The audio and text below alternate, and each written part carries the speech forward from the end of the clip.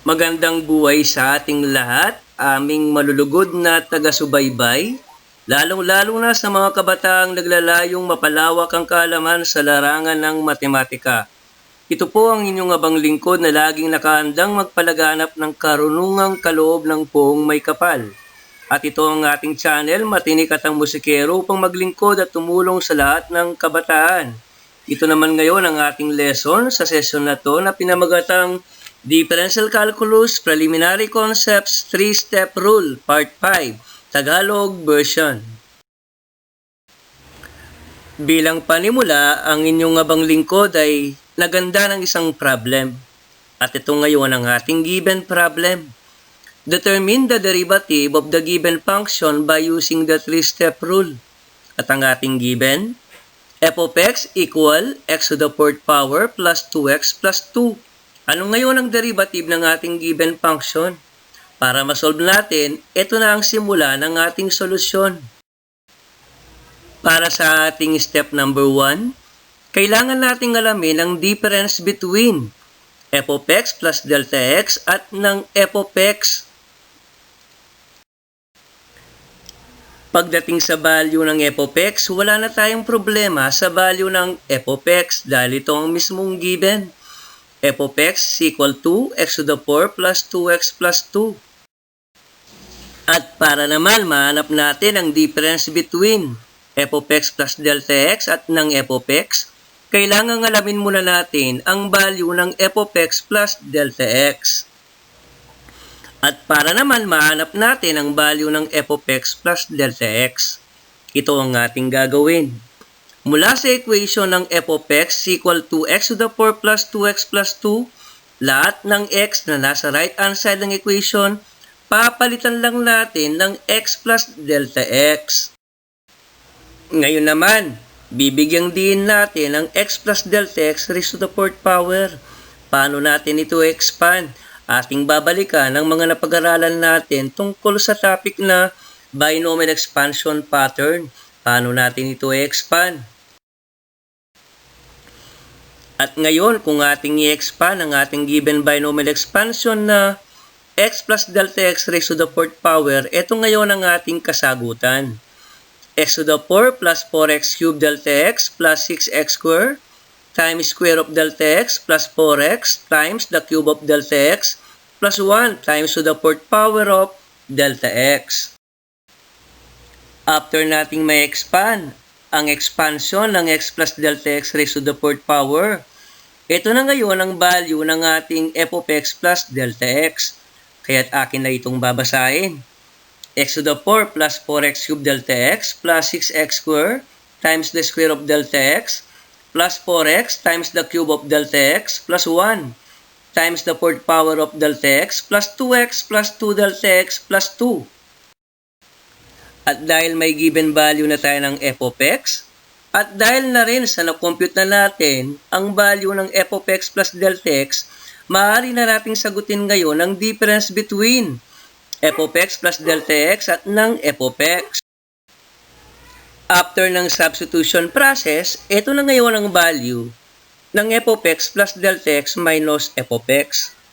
Ito ang value na x to the 4 plus 4x cubed delta x plus 6x squared times the square of delta x plus 4x times the cube of delta x plus 1 times the 4 power of delta x plus 2x plus 2 delta x plus 2 minus the parenthesis x to the 4 plus 2x plus 2.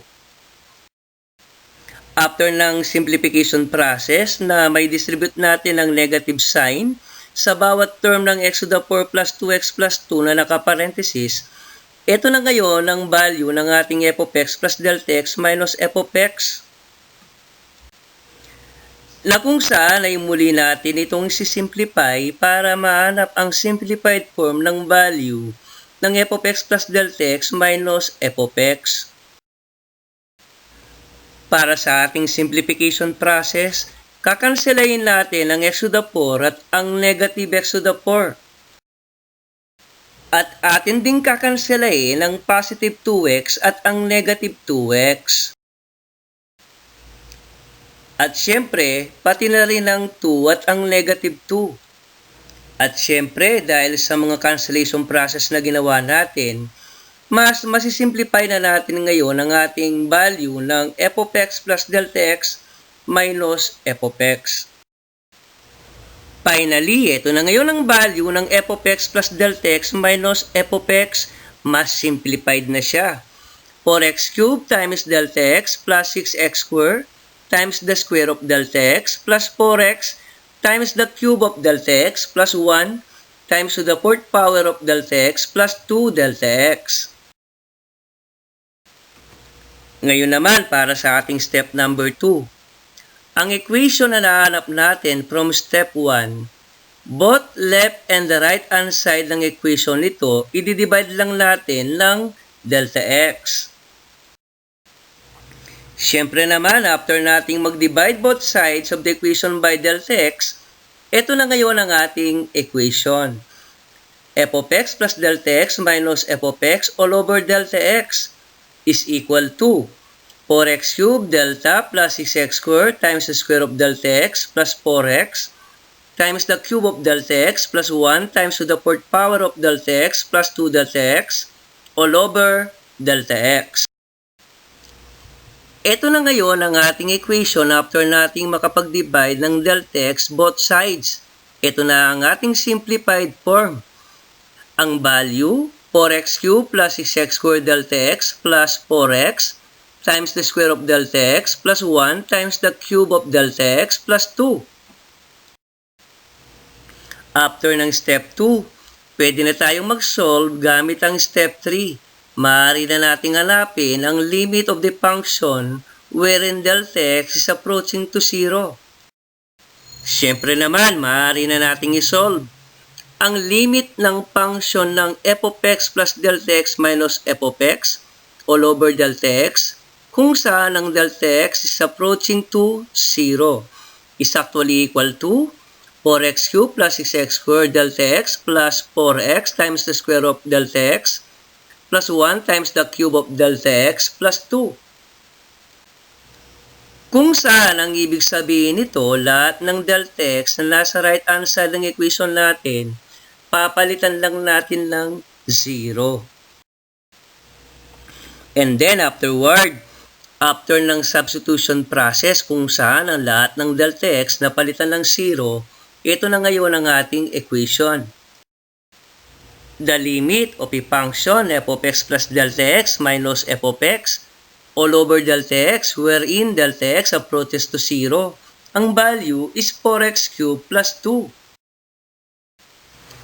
Ang ibig sabihin nito, ang final answer na hinahanap natin, ang derivative ng ating given function, is dy over dx equal 4x cubed plus 2.